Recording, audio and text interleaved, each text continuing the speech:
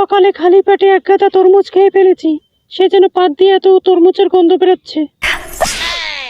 মিথ্যে কথা বলছিস তুই? না, আমি মিথ্যে কথা বলছি না। শালি তুই 2 দিন ধরে হাগিসনি, সেই জন্য তোর পাত দিয়ে তো কুত্তো পচা গন্ধ বেরোচ্ছে। ফেসবুক ইনস্টাগ্রামে রিলস ভাইরাল করে তবে তোকে ছাড়বো শালি। এখান থেকে চল ভাই, এই কুত্তো পচা পাদের গন্ধ আমি আর সহ্য করতে পারছি না। না কিশোর না, ওর পাদের গন্ধ আমার খুব মিষ্টি লাগে। এটা তুই বলছিস ভাই? ও যখন ঘরের ভিতর বসে তরমুজ খেয়ে পাদ মারতো, সেই পাদের গন্ধ আমার ঘর পর্যন্ত আসতো। কি অপরূপ সেই পাদের গন্ধ, এই আকাশ বাতাস পুরো ভরে যেত।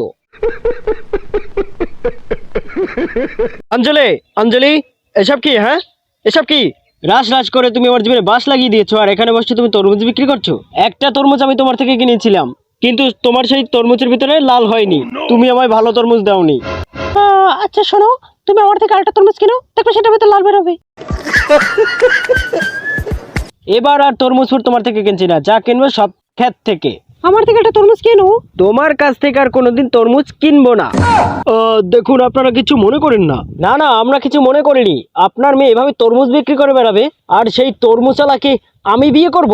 আরে বাবা, আপনারা যেটা মনে করছেন সেটা না, ও আমার কাস্টমার।